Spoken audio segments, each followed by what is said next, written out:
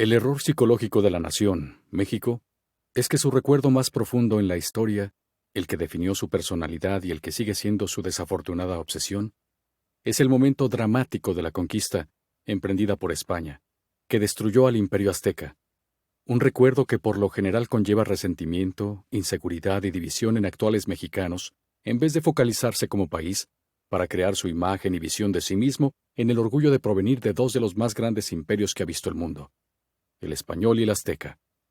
Es decir, hemos visto una resta donde debimos ver siempre una suma. Al hablar del Imperio Azteca se piensa de inmediato en la conquista, como si ese fuera el único episodio importante en la historia de esa civilización. Enorme error.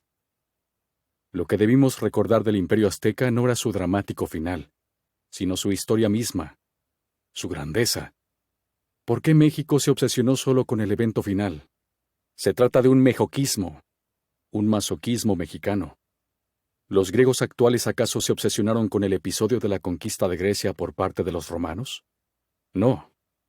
Cuando hablan de su pasado no piensan en ese momento depresivo. Ni siquiera lo tienen en mente. Hablan de la grandeza de la Grecia antigua, Agamenón, Aristóteles, Alejandro Magno.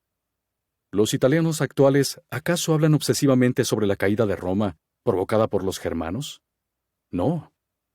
Hablan excitados de la grandeza de la antigua Roma, Cicerón, Julio César, Octavio Augusto. Todos los imperios y civilizaciones han sido en su momento aplastados, conquistados por otros, pero sus descendientes actuales no viven amargados. Viven hoy el orgullo de ser la suma de sus antepasados, tanto de los conquistadores como de los conquistados, que a su vez fueron conquistadores de otros más antiguos. No se obsesionan con el día del colapso, sino con el instante de gloria de sus muchas civilizaciones ancestrales sumadas. Ese recuerdo integrador y sumatorio los inspira hoy para ser más grandes en el futuro. México tiene un problema de identidad, igual que casi toda la América Latina. Véanse los estudios de Jorge Lanata y del propio Jorge Luis Borges para el caso de Argentina. Se le hizo creer al mexicano, y al latinoamericano en general, que tenía que elegir entre las dos partes principales de su pasado, o ser proeuropeo o ser pronativo americano, o indigenista o hispanista, como si ambas raíces genealógicas fueran mutuamente excluyentes. Había que repudiar a la otra parte del binomio genético. Si se elegía un lado, había que despreciar al otro.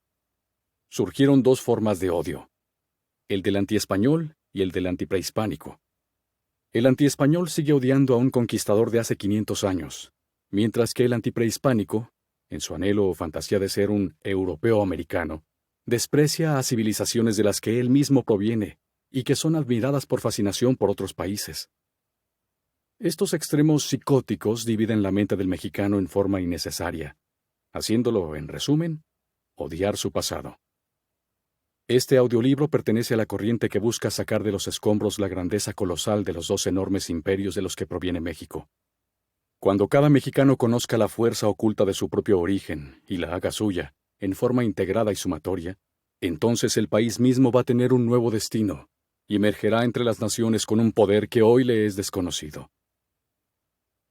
En 1428 se creó el Imperio Azteca a partir de la esclavitud y la pobreza de una tribu oprimida que decidió rebelarse contra lo que parecía ser su destino, ser la escoria. Un grupo de 3 jóvenes menores a los 30 años se encargó de realizar este sueño que parecía imposible. Nezahualcóyotl, Tlacaelel y Moctezuma Iluicamina.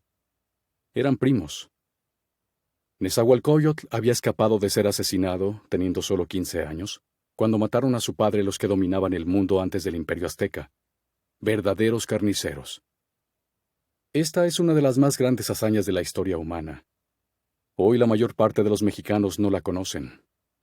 Esta historia de triunfo fue sepultada por la obsesión monotemática de la conquista, y México perdió el mejor ejemplo de lo que puede lograr cuando tenemos un sueño en común y la decisión para lograrlo.